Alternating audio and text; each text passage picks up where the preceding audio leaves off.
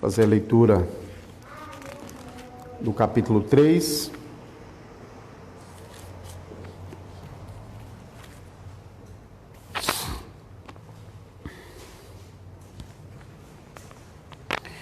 Vamos ler todo esse capítulo, embora a pregação vai focar nos versículos 6 a 15. Então, nós já tivemos uma pregação nos versículos 1 a 5 e ainda teremos a pregação nos versículos 16 a 18. Finalmente, irmãos, orai por nós, para que a palavra do Senhor se propague e seja glorificada, como também está acontecendo entre vós, e para que sejamos livres dos homens perversos e maus, porque a fé não é de todos. Todavia o Senhor é fiel, Ele vos confirmará e guardará do maligno. Nós também temos confiança em vós no Senhor, de que não só estáis praticando as coisas que vos ordenamos, como também continuareis a fazê-las. Ora, o Senhor conduza o vosso coração ao amor de Deus e à constância de Cristo. Nós vos ordenamos, irmãos, em nome do Senhor Jesus Cristo, que vos aparteis de todo irmão que ande desordenadamente e não segundo a tradição que de nós recebestes. Pois vós mesmos estáis cientes do modo por que vos convém imitar-nos, visto que nunca nos portamos desordenadamente entre vós. Nem jamais comemos pão à custa de outrem. Pelo contrário, em labor e fadiga, de dia e de noite, trabalhamos a fim de não sermos pesados a nenhum de vós. Não porque não tivéssemos esse direito, mas por termos em vista oferecer-vos exemplo em nós mesmos para nos imitardes. Porque quando ainda convosco vos ordenamos isto, se alguém não quer trabalhar, também não coma. Pois de fato estamos informados de que entre vós há pessoas que andam desordenadamente, não trabalhando, antes se intrometem na vida alheia. A elas, porém, determinamos e exortamos no Senhor Jesus Cristo que, trabalhando tranquilamente, comam o seu próprio pão. E vós, irmãos, não vos canseis de fazer o bem. Caso alguém não preste obediência à nossa palavra dada por essa epístola, notai-o, nem vos associeis com ele, para que fiquem envergonhados. Todavia, não o considereis por inimigo, mas adverti-o como irmão. Ora, o Senhor da paz, Ele mesmo vos dê continuamente a paz em todas as circunstâncias. O Senhor seja com todos vós. A saudação é de próprio punho. Paulo, esse é o sinal em cada epístola, assim é que eu assino. A graça do Senhor Jesus Cristo seja com todos vós. Vamos orar mais uma vez, vamos pedir a ajuda do Senhor. Senhor, nosso Deus e Pai querido, nós nos alegramos de poder estar aqui e ouvir a mensagem do Evangelho de Jesus Cristo, ouvirmos a leitura da Tua Palavra solenemente. É um grande prazer para nós, uma grande alegria. Também nós te louvamos, porque aqueles irmãos que não podem estar conosco participando desse culto, ao menos podem acompanhar o que está acontecendo aqui por meio da transmissão do culto. Nós te louvamos, Senhor, porque vivemos em época muito melhor do que os nossos irmãos do passado, que quando foram privados de se reunirem para adorar o Senhor, ficavam espalhados e tinham que se reunir separadamente em suas casas, sem nenhuma ligação entre si. Que tempos difíceis eram aqueles, Senhor. Hoje, embora vivemos um momento delicado por causa da pandemia, da doença, nós podemos contar com este recurso da transmissão por meio da internet. E também nós podemos dar graças a Deus, porque já podemos provar a normalidade voltando e muitas pessoas com todo cuidado, mas já experimentando mais uma vez das delícias da presença graciosa do nosso Deus no santo culto da Igreja Cristã. Por isso nós te louvamos e pedimos que o Senhor abençoe a pregação da sua palavra mais uma vez nessa noite, aqui e em todos os púlpitos das igrejas fiéis de Jesus Cristo espalhadas pelo mundo afora.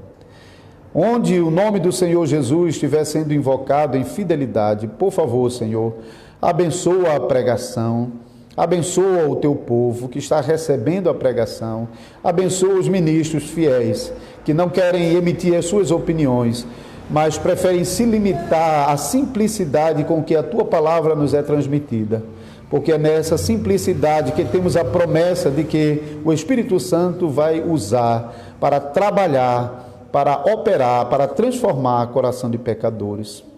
Ainda que o mundo trate a simplicidade do Evangelho como loucura, e ainda que muitos tratem a simplicidade do Evangelho com desprezo, buscando a sofisticação da mensagem, nós sabemos que é pela loucura da pregação que o Salvador Jesus Cristo tem convertido pecadores, tem libertado pecadores do domínio do diabo e do pecado, tem ressuscitado pecadores que estavam mortos em seus delitos e pecados, e tem congregado em nome do Senhor Jesus Cristo. Por isso nós te louvamos agradecidos mais uma vez, em nome do nosso Salvador Jesus. Amém.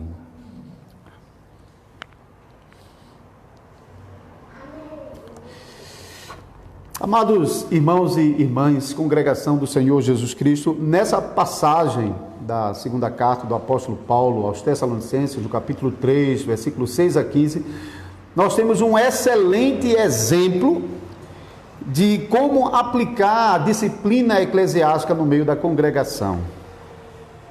A gente sabe que muitas igrejas hoje abandonaram a aplicação da disciplina eclesiástica, porque muitas vezes é um custo alto para a congregação dizer para um membro da congregação: você não pertence mais a essa família. Mas o apóstolo Paulo, nessa passagem, instrui a igreja a fazer precisamente isso, a identificar aqueles que andam desordenadamente no meio da congregação, a condenar os seus pecados e a admoestar todos os que andam desordenadamente, com amor em Cristo Jesus, visando a sua restauração. Então vamos direto ao versículo 11, porque esse versículo 11, ele contém o cerne desse pecado que estava sendo cometido na igreja de Tessalônica. O versículo 11 diz: pois de fato estamos informados de que entre vós há pessoas que andam desordenadamente, não trabalhando, antes se intrometem na vida alheia. Então, o andar desordenadamente, no versículo 11, é especificado, restrito logo em seguida, na frase que vem logo em seguida: não trabalhando, antes se intrometem na vida alheia.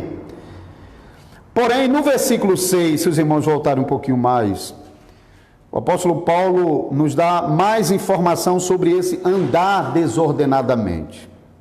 Ele é explicado no versículo 6 como aqueles que não andam segundo a tradição que de nós recebestes. Então, eram pessoas que na congregação não estavam vivendo conforme o restante da congregação, que haviam recebido o ensino apostólico e estavam andando no ensino apostólico, andando em conformidade com a palavra de Deus. Então, alguns não estavam vivendo como o restante da congregação, não estavam obedecendo a palavra de Deus e seguindo o ensino apostólico com o restante da congregação. E os irmãos notaram a palavra tradição no versículo 6, hein? A palavra tradição aqui não significa costumes, embora na maioria das vezes a gente usa ela com o sentido de um conjunto de costumes, de hábitos, né? A palavra tradição aqui se refere àquilo que foi entregue à congregação. No versículo 10 mostra o que foi entregue à congregação. Porque ainda quando estava convosco, vos ordenamos isso: se alguém não quer trabalhar, também não coma. Então, Paulo está dizendo, vocês receberam de nós esse ensino. E se vocês voltarem um pouquinho no capítulo 2, versículo 15, a recomendação do apóstolo foi: assim, pois, irmãos, permanecei firmes e guardai as tradições que vos foram ensinadas, seja por palavra, seja por epístola nossa. Então, tradição são os ensinos que o apóstolo havia transmitido à igreja, seja nas suas pregações, nas conversas, nos ensinos, ou na epístola que ele anteriormente já havia escrito. Então, tradição aqui não tem nada a ver com costume, nesse caso aqui. E a parte final desse versículo 11, antes se intrometem na vida alheia. Essa parte final, o texto grego gera alguma dificuldade para as traduções em outras línguas, por isso mesmo em português a gente está encontrando várias alternativas. Por exemplo, a revista atualizada, a nossa, né, que a gente acabou de ler aqui, diz: se intrometem na vida alheia. A revista e corrigida traduziu: antes fazem coisas vãs. A NVI traduziu: mas andam e se intrometem, mas andam se intrometendo na vida alheia. E a nova revista atualizada traduziu: mas se intrometem na vida dos outros. Então a gente percebe uma variedade, mas a ideia principal, mesmo nessas traduções em português, está preservada. É a ideia de que esses irmãos desordenados, eles não estavam se envolvendo diretamente com o trabalho, para desse trabalho tirar o seu sustento, mas eles estavam se intrometendo no trabalho dos outros e tirando o seu sustento a partir do trabalho dos outros. Isso é basicamente o que esse texto quer dizer. Então, observe que o pecado desses irmãos não era preguiça, não era que eles estavam em casa, sem fazer nada e esperando que alguém fosse levar comida para eles. É um pouco diferente. Existe um certo ativismo no pecado desses irmãos, porém não era negativo, porque ao invés deles trabalharem com a própria mão para tirar o seu sustento, eles estavam perturbando a generosidade dos irmãos e vivendo às custas dos irmãos da congregação. E além do que Paulo diz aqui, que havia dado ensino aos irmãos acerca de como deveria proceder em relação ao trabalho, né, como ele já mencionou, o apóstolo também fala sobre o próprio exemplo dele e dos demais irmãos que estavam com eles nesse trabalho missionário em Tessalônica, Silvano e também Timóteo, que trabalhavam duro para tirarem do seu trabalho o próprio sustento e não serem pesados a esses irmãos. Os versículos 8 e 9, nem jamais comemos pão às custas de outrem, pelo contrário, em labor e fadiga, de noite e de dia, trabalhamos a fim de não sermos pesados a nenhum de vós, não porque não tivéssemos esse direito, mas por termos em vista oferecermos exemplo em nós mesmos para nos imitardes. E o apóstolo Paulo já havia mencionado na carta anterior, no capítulo 4, versículos 11 e 12, ele já tinha advertido a igreja para esse pecado. Ele orientou a igreja dizendo: e a diligenciardes por viver tranquilamente, cuidado que é vosso, ou seja, não se intrometer nas coisas dos outros, cuidado que é vosso, e trabalhar com as próprias mãos, como vos ordenamos, de modo que vos porteis com dignidade para com os de fora, e nada venhais a precisar. Então Paulo deixou muito claro para os irmãos em Tessalônica que esses desordenados estavam agindo contra o claro ensino da palavra de Deus que o apóstolo havia transmitido a eles, e também contra a própria prática apostólica, quando estava no meio deles, trabalhando para ter o seu próprio sustento. Embora não há nenhum problema quando a igreja está sustentando os seus ministros. Paulo não está falando contra isso, mas ele está dizendo que eles mesmos preferiram abrir mão disso para dar exemplo aos irmãos, porque ele já conhecia esse problema no meio da congregação. Então, como apóstolo, ele deu o exemplo. E, com isso, Paulo deixou claro que esses irmãos estavam em pecado contra o 8º mandamento. É importante o que Paulo está fazendo aqui, porque no processo de disciplina, nenhum membro pode ser disciplinado porque tinha uma opinião diferente de outro membro da liderança da igreja. Ninguém pode ser disciplinado por diferença de opinião. Mas Paulo deixa claro aqui que eles estavam quebrando o 8º mandamento. Eles não estavam tratando o trabalho de maneira apropriada e estavam se apropriando dos bens de outras pessoas de modo ilegítimo. Isso está dentro do 8º mandamento. Então, a igreja em Tessalônica havia recebido ensino suficiente acerca do trabalho por meio das pregações, das instruções apostólicas, conforme nós vimos no versículo 6 e versículo 10, e também por meio do exemplo do trabalho duro deixado pelos apóstolos e seus colegas de missão, conforme versículos 8 e versículo 9. Então, Paulo mostra que essas pessoas que estavam deixando de trabalhar para se intrometer na vida dos outros, estavam errando, porque eles não foram homens chamados pela igreja para que pudessem ser sustentados pela congregação. Então, eles eram homens que estavam deixando de trabalhar por sua própria conta para viver às custas dos outros. Então, de vez em quando, aqui, graças a Deus, a gente não teve isso não, mas de vez em quando esse tipo de gente aparece na igreja. Pessoas que não querem trabalhar e que ficam de casa em casa, perturbando os irmãos e vivendo às custas dos trabalhos dos irmãos. Mas a Escritura condena esse tipo de atitude. A igreja condena o desprezo ao trabalho e a intromissão no trabalho dos outros. Por isso, nós devemos prestar muita atenção à censura que o apóstolo Paulo está fazendo aqui, no versículo 10, na segunda parte do versículo 10, se alguém não quer trabalhar, também não coma. Isso é uma censura forte. E devemos também prestar atenção ao conselho que o apóstolo dá no versículo 12, também na parte final, quando ele diz que trabalhando tranquilamente comam o seu próprio pão. Esse é o ensino da palavra de Deus.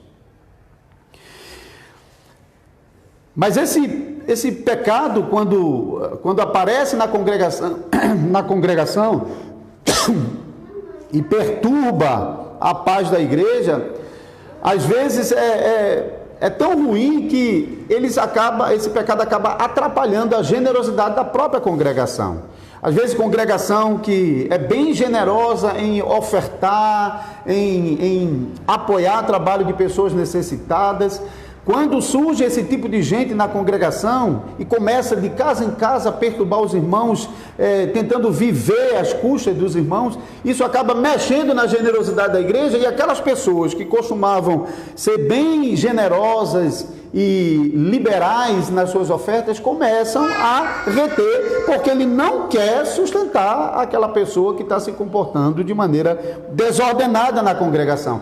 E Paulo sabia que esse risco é real na igreja.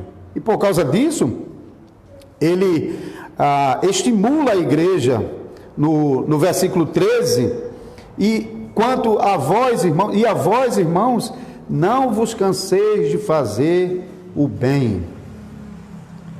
Não desanimem. Apesar disso, apesar desses desordenados que estão perturbando a paz da igreja e causando dano à congregação por meio de viver às custas dos outros, apesar disso, não pare de fazer o bem. Não desanimem, continuem fazendo o bem. Não paguem mal por mal, mas paguem sempre mal por bem. Paulo já tinha mencionado isso na carta anterior, no capítulo 5, versículo 15. Ele disse: evitai que alguém retribua a outrem mal por mal, pelo contrário, segui sempre o bem para vós e para com todos. Porque Paulo sabe que é realmente uma tentação, de que por causa desses desordenados, desses rebeldes, que não andam segundo o padrão da palavra de Deus, que a igreja está procurando diligentemente seguir, e fica aquela pessoa perturbando o bom funcionamento da congregação com o seu comportamento reprovável. Às vezes isso acaba mexendo nessa alegria da congregação em ser generoso para com os que realmente precisam. Mas, como Paulo chama a atenção aqui, em nome de Cristo, não deixe de fazer o bem por causa daqueles que estão agindo de maneira errada. É claro que a igreja, por sua vez, não pode se calar diante do pecado dessa pessoa. Obviamente que a igreja tem que tratar, porque se a igreja não trata, isso vai aumentar e vai prejudicar cada vez mais e ainda mais o bom andamento da congregação. Então, vamos tratar o pecado? Sim, vamos tratar o pecado. Mas enquanto o pecado estiver sendo tratado, não deixe de fazer o bem. Não deixe de fazer o que você, como irmão, como irmã em Cristo, é chamado a fazer para contribuir para o bem daqueles que realmente necessitam. Isso é o que Paulo vai fazer agora, dando à igreja as instruções sobre como proceder em relação a essas pessoas que estão agindo de maneira desordenada. Então, nós já vimos que o problema que Paulo está apontando à igreja de Tessalonicenses era que algumas pessoas não estavam andando segundo a regra da palavra de Deus, ensinada pelo apóstolo, transmitida à igreja e seguido pela maioria. Alguns estavam perturbando esse bom andamento, e essa perturbação era precisamente o fato de que alguns não trabalhavam, mas ficavam se metendo na vida dos outros. Agora, como lidar com isso? O versículo 6 começa nos dando a chave para o tratamento desse problema. O versículo 6 diz: nós vos ordenamos, irmãos, em nome do Senhor Jesus Cristo. Então veja que disciplina não é uma coisa da igreja. Disciplina não é uma invenção da igreja. Disciplina não é a igreja tentando castigar membros. Disciplina é a igreja invocando a autoridade de Cristo sobre aqueles que estão vivendo de maneira desordenada em relação à palavra de Deus. O versículo 12, a parte A, Paulo mais uma vez invoca o nome do Senhor. A essas pessoas desordenadas, porém, determinamos e exortamos no Senhor Jesus Cristo. Então, a disciplina na sua autoridade e na sua exortação vem do Senhor Jesus Cristo. Não é com base nas opiniões dos presbíteros da igreja, mas com base na palavra de Deus. Então, a disciplina de jeito nenhum é a igreja tentando castigar o membro porque ele fez uma coisa errada. A disciplina é aplicada em nome de Deus, de acordo com a palavra de Deus e para a glória de Deus. No nosso regimento, no regimento das igrejas reformadas, nós, além de dizermos que a disciplina é em nome de Deus, de acordo com a palavra de Deus e para a glória de Deus, nós dizemos também que a disciplina, ela visa a restauração do próprio pecador e visa remover a ofensa do meio da congregação. Então, a orientação do apóstolo Paulo aqui no versículo 1, debaixo da palavra de Deus, da invocação do nome de Deus, versículo 6, que vos aparteis de todo irmão que ande desordenadamente, não segundo a tradição que de nós recebestes. Isso pode ser duro, mas observe que isso está sendo dito debaixo da invocação do nome do Senhor. Não é uma opinião do apóstolo, É o chamamento de Cristo. Lembre-se da passagem de Mateus que nós lemos antes do texto de Tessalonicenses.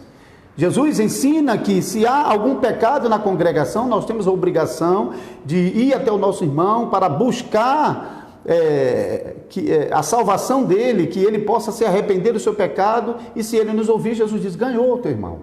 Não conseguiu, volta, leva mais um irmão, insiste com ele. Se ele não ouvir, entrega a situação, o caso, aos presbíteros da igreja.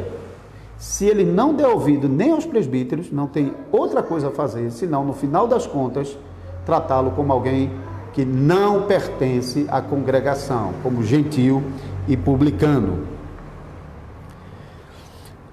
Mas observe que,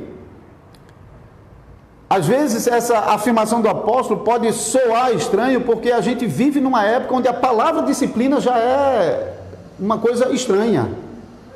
Está sendo esquecida, não está sendo aplicada de maneira bíblica, não é olhada com o seu aspecto positivo, pelos seus benefícios, mas é sempre olhado como uma coisa negativa, como uma punição, um castigo que a igreja inflige sobre os membros. E às vezes os membros, em alguns casos, recorrem à justiça para reverter uma disciplina que foi aplicada sobre ele no âmbito da congregação. Mas o apóstolo Paulo não está dizendo aqui, com essas palavras, nós que vos aparteis de todo irmão que ande desordenadamente, não segundo a tradição que de nós recebestes. Ele não está dizendo aqui que, olha, os demais membros da congregação, olha, não chegue nem perto desse membro, viu? Não converse com ele, não. Na congregação, nem sente do lado dele. E na sua casa, não abra a porta para recebê-lo, não. Eu sei que tem grupos religiosos que fazem exatamente assim, hein? Mas o que Paulo está ensinando aqui não é isso, não. O que Paulo está dizendo, veja o versículo 15. Todavia não o considereis por inimigo, mas advertiu como irmão. Paulo não está dizendo que se apartar dele é desprezá-lo, rejeitá-lo, não querer contato, não querer falar com ele, não receber em casa, não sentar do lado dele da igreja. Paulo está dizendo isso não. Pelo contrário, Paulo está dizendo que deve fazer isso. Deve se aproximar a ele, deve falar com ele, deve recebê-lo, mas para quê? Para adverti-lo como a um irmão. É isso que Paulo está dizendo. Não é para tratá-lo como inimigo, mas advirta-o como a um irmão.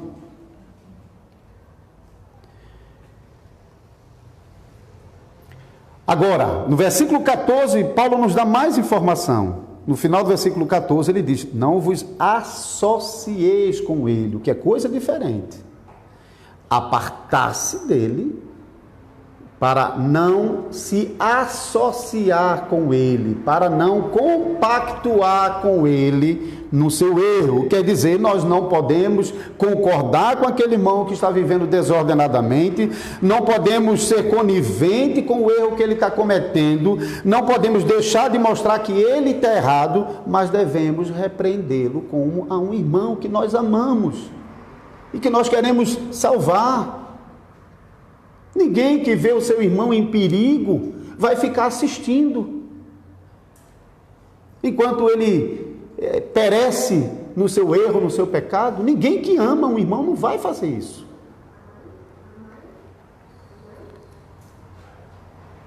Para quê? Por que isso? É por desprezo a ele? É mero castigo? É capricho da congregação? De jeito nenhum. Veja o que Paulo diz no final desse versículo 14, é para que ele fique envergonhado, é para que ele fique constrangido, é para que o Espírito Santo realmente mexa com ele, comova o coração dele e leve ele realmente a se envergonhar do pecado que está cometendo diante da congregação e possa se arrepender do seu mal.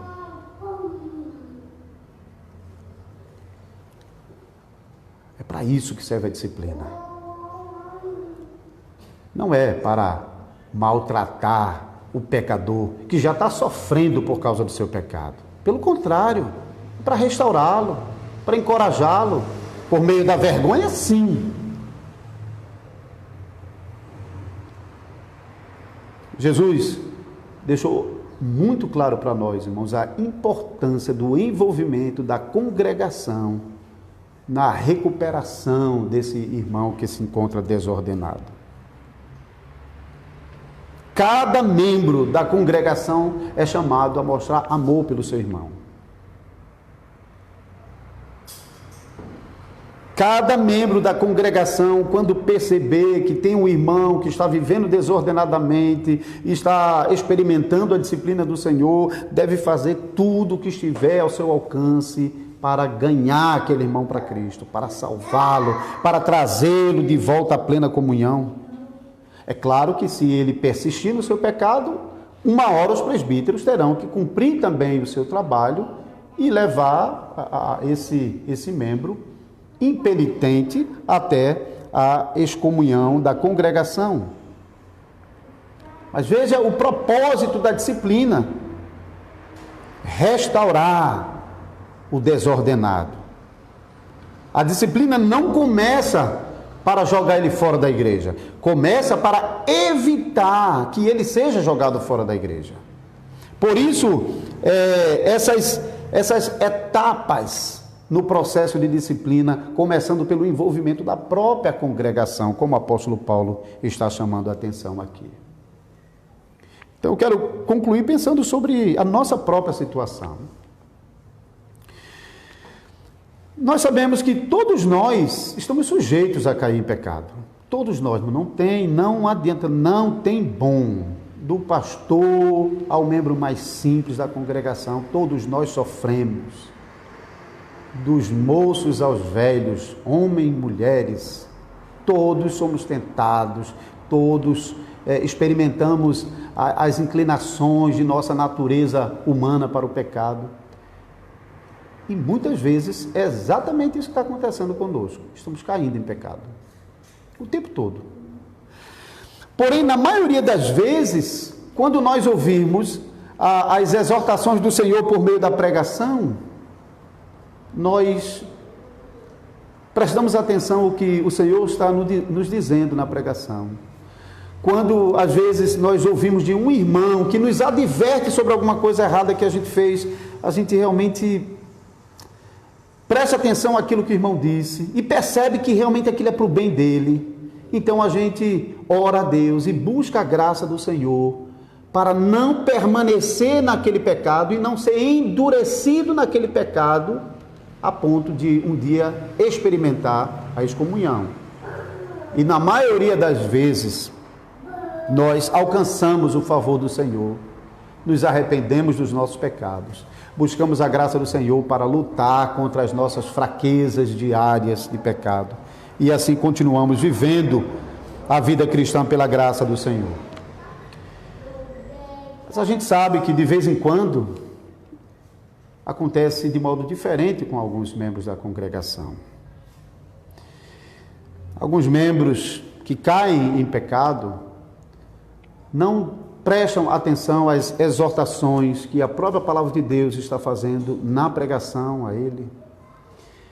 Ele não dá atenção quando um irmão ou uma irmã lhe procura amorosamente e mostra para ele o seu erro.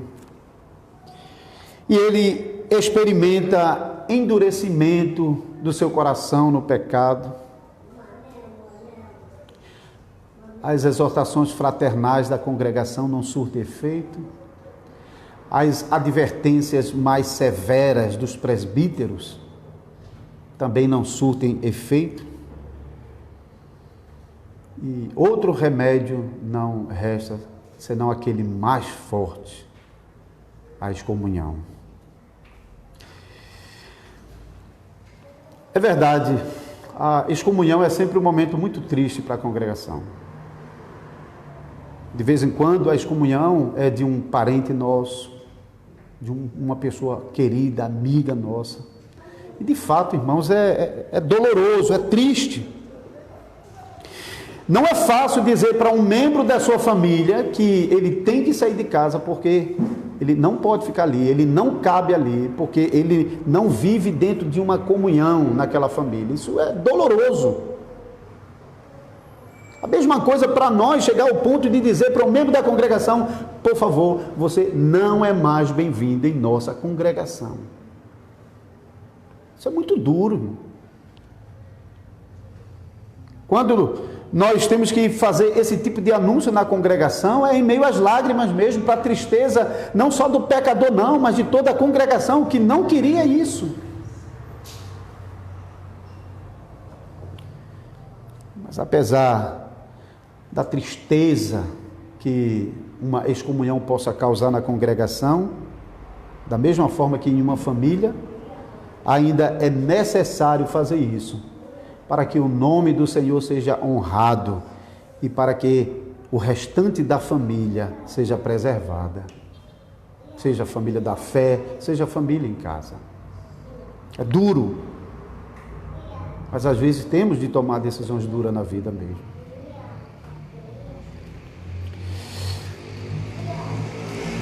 Mas antes de experimentarmos aquele dia triste, quando o anúncio de excomunhão será lido aqui para toda a congregação, cada um de vocês tem uma grande responsabilidade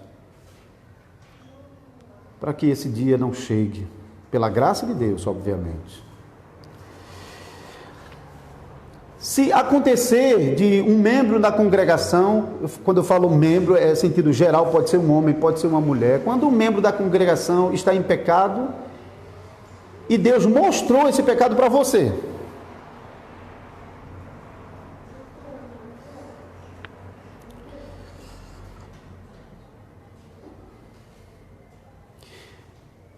o texto está tratando particularmente daquela situação de um homem que não quer, uma pessoa que não quer trabalhar, mas está se intrometendo na vida alheia. Mas esse princípio, ele é aplicável a qualquer situação.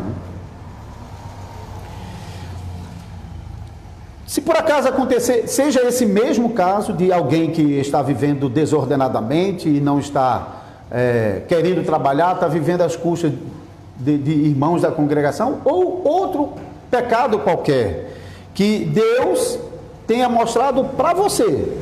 Você sabe, talvez a congregação não sabe, mas Deus mostrou para você. A responsabilidade fica com você. Não importa se é um parente, não importa se é aquele amigo mais chegado, Deus mostrou para você o pecado que ele está cometendo e é a sua obrigação procurá-lo e adverti-lo do pecado que ele está cometendo.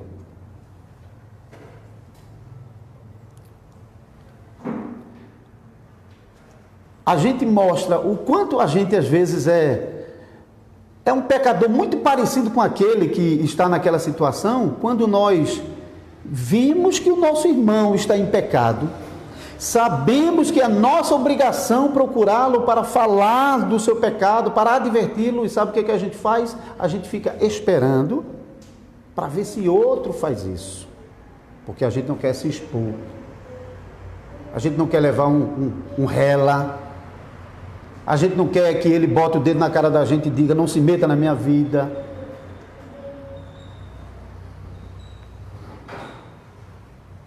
Mas não feche os olhos para o pecado do seu irmão. Essa atitude de deixar de ir ao irmão para tentar ganhá-lo para Deus é uma atitude igualmente reprovável. Veja o que o Senhor disse em Ezequiel, capítulo 18.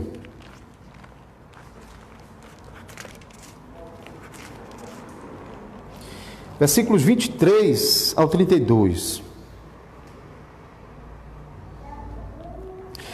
Acaso tenho eu prazer na morte do perverso? Diz o Senhor Deus. Não desejo eu antes que ele se converta dos seus caminhos e viva? Mas desviando-se o justo da sua justiça e cometendo iniquidade, fazendo segundo todas as abominações que faz o perverso, acaso viverá? De todos os atos de justiça que tiver praticado, não se fará memória em sua transgressão com que transgrediu, e no seu pecado que cometera neles morrerá. No entanto dizeis: o caminho do Senhor não é direito. Ouvi agora, ó casa de Israel, não é o meu caminho direito? Não são os vossos caminhos tortuosos? Desviando-se o justo da sua justiça e cometendo iniquidade, morrerá por causa dela. Na sua iniquidade que cometeu, morrerá. Mas convertendo-se o perverso da perversidade que cometeu e praticando o que é reto e justo, conservará ele a sua vida, a sua alma em vida. Pois se considera e se converte de todas as transgressões que cometeu, certamente viverá, não será morto. No entanto, diz a casa de Israel: o caminho do Senhor não é direito. Não são os meus caminhos direitos, ó casa de Israel, e não são os vossos caminhos tortuosos? Portanto, eu vos julgarei, a cada um segundo os seus caminhos, ó casa de Israel, diz o Senhor Deus. Convertei-vos e desviai-vos de todas as vossas transgressões, e a iniquidade não vos servirá de tropeço.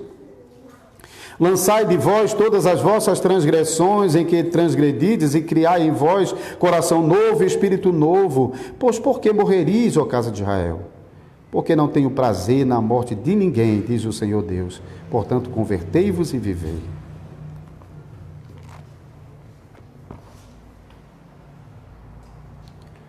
A gente vai ver o nosso irmão carregando a sua iniquidade sobre si e a gente não vai fazer nada. E a culpa vai ficar com Deus, como se Deus fosse injusto.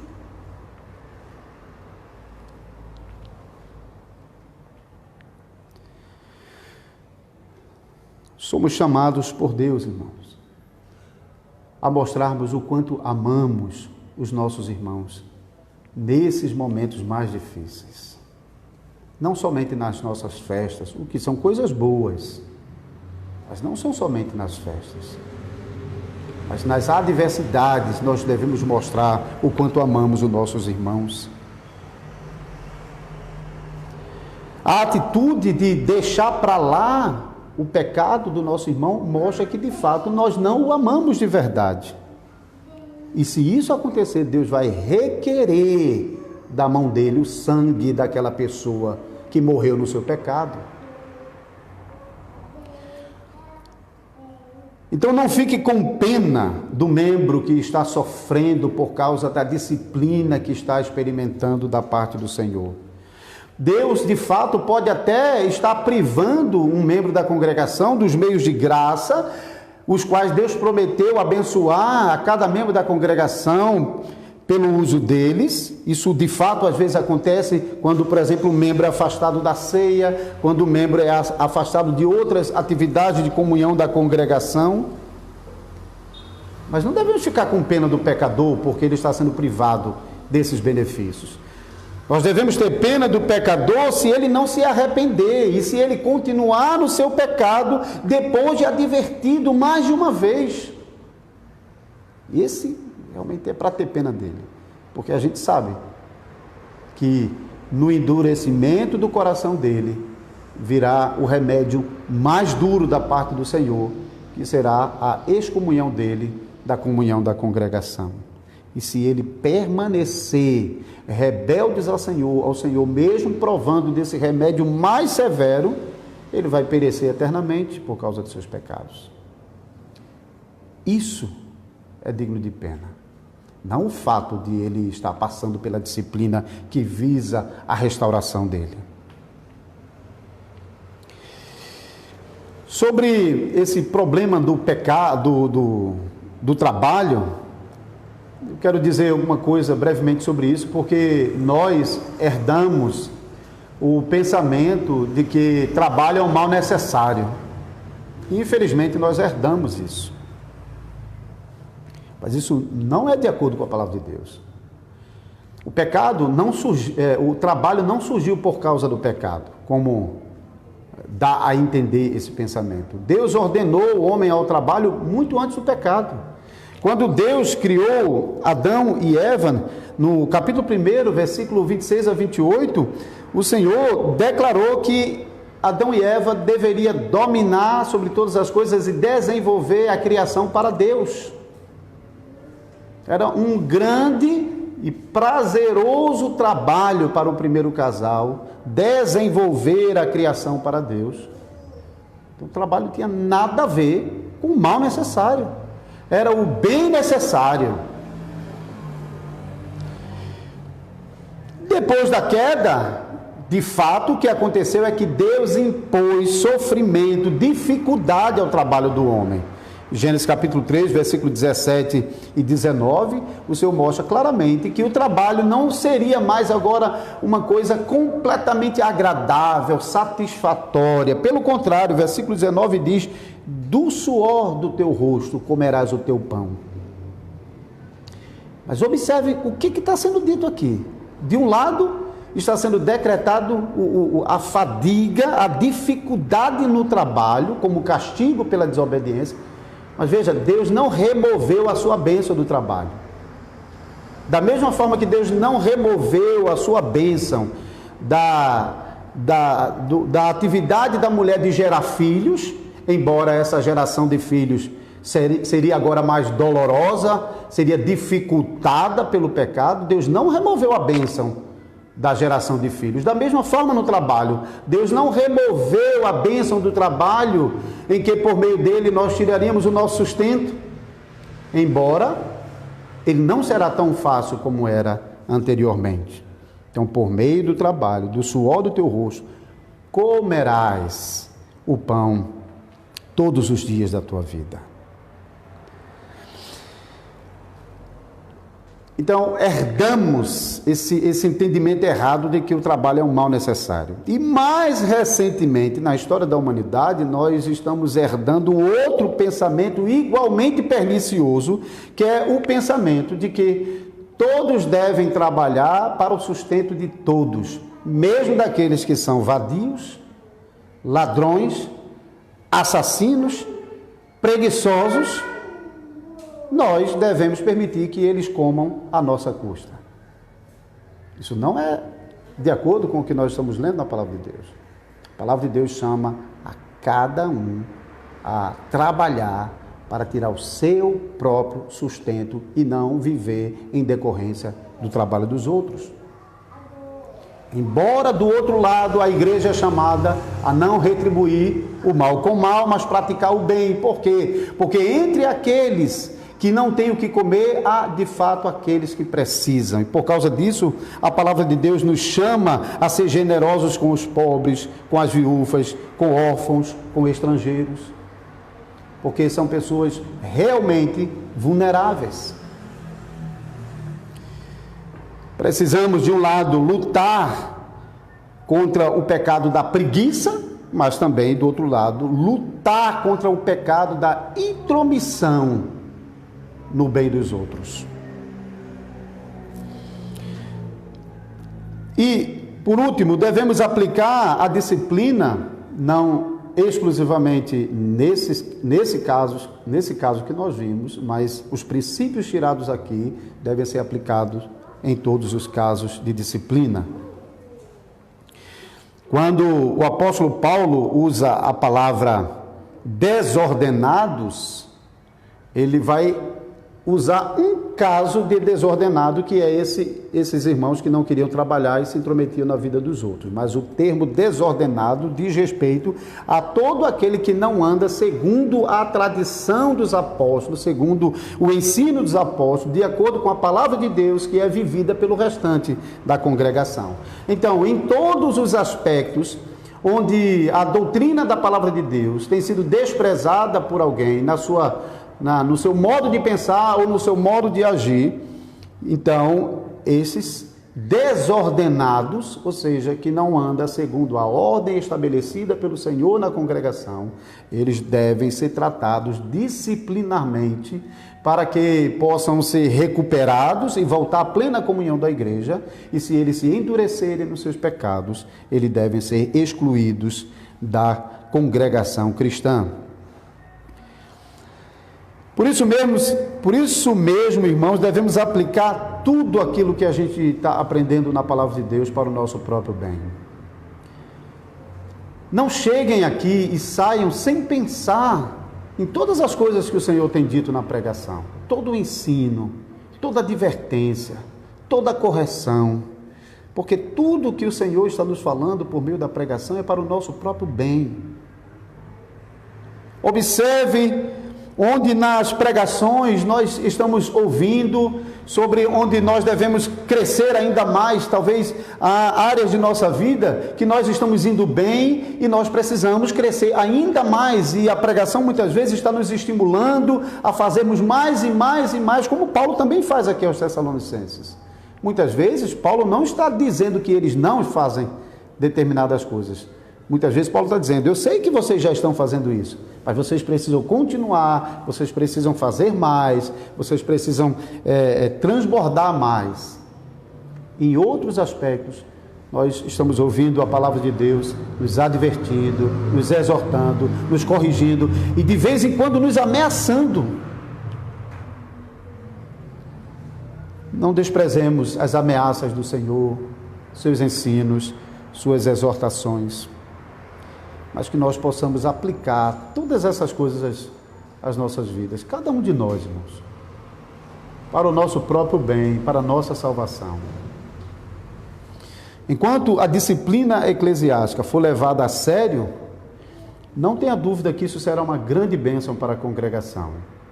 E a igreja gozará a paz no relacionamento com Deus e também a paz no relacionamento entre os demais membros da congregação. Amém.